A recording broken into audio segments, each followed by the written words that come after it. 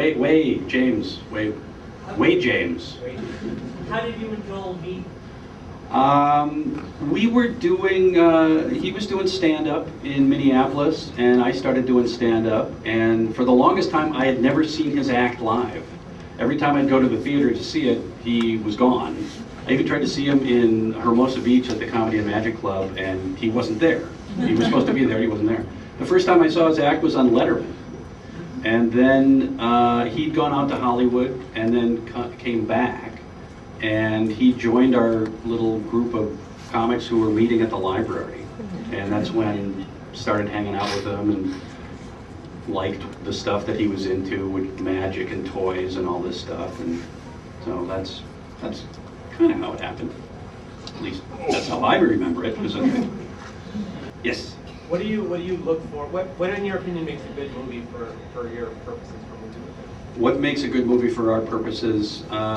It's nice to have room in the dialogue that we can drop in what we do. It's nice to have, lately we've been finding these movies from the 70s that have a really sexist attitude towards women, and it's like these arrogant men are running the world, and it's nice to poke holes in that kind of attitude.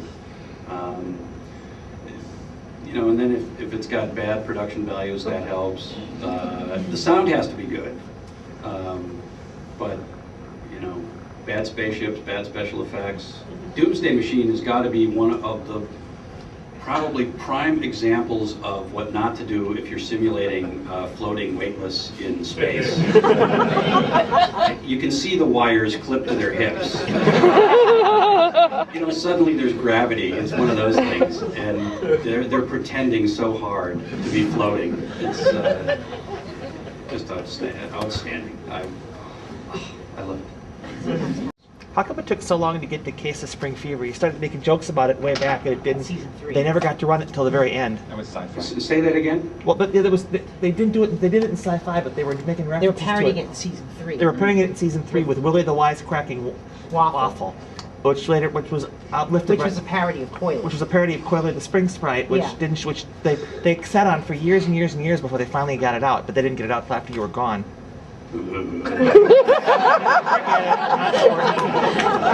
Not important. I don't remember. I don't think it was a planned thing. Waffles. Yes, I know that one. Yep. I don't know if there was what she's mentioning is that the short that was based off of, they didn't get around to airing on MST until after your tenure. Oh, well, then I can answer the question, because I wasn't there. Well, we were wondering if it was It's hung up illegal or something. We were, No, probably we were not. wondering We if it was probably just didn't get Oh, okay. Yeah. It's the simplest answer is probably the one I'm going to go with. Isn't that a rule? Yes. The shorts, do you have a favorite one that you did? The pair I'm wearing.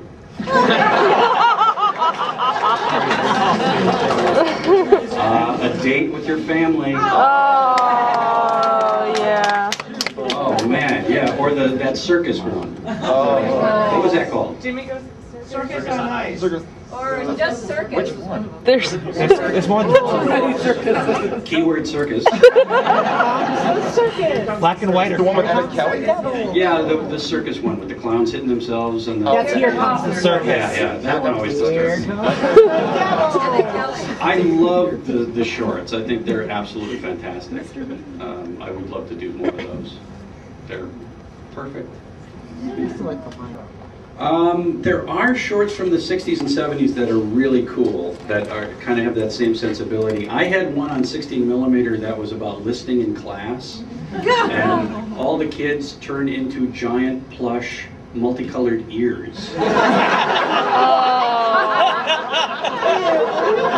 The teacher turns into a big pair of lips. I've seen that. And then you go wandering around the town learning about how to behave and how to listen, and it was that 60s sick kind of that shag thing. It looked like Muppet Mutant. I would love to find that thing again. I gave the print away to a friend. I think the scariest one of all shorts was Mr. Be Natural. Oh. Yes, Mr. Be Natural is a special part of hell. More Be Natural. Mr. Be Natural was Catching trouble. Catching Trouble, yes. Oh God.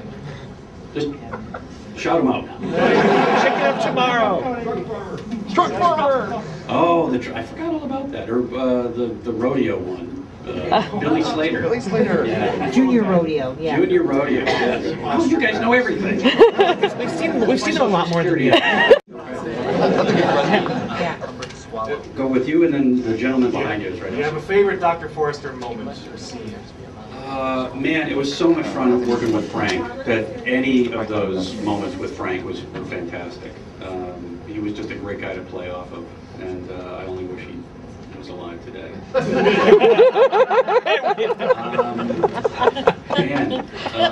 I think that's God, any of those Frank things. I was always cracking up.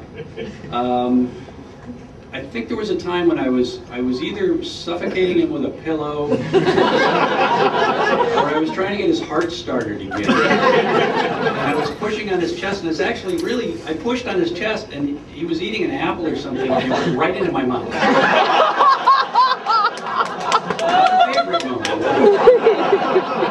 But I remember that moment. Yes, right. How did Turkey Day come to be, the 30-hour marathon? Turkey Day, I think, was like the channel idea promotion, to run programming, in a big dead spot in their schedule.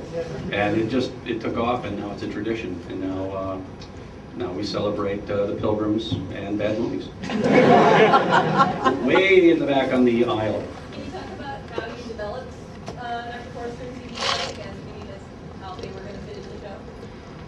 Well, originally the Mad Scientists were kind of retrofit into the concept because, to make the story work, that Joel is trapped in space. Well, how come he's trapped in space? And then Joel came up with these Mad Scientist guys.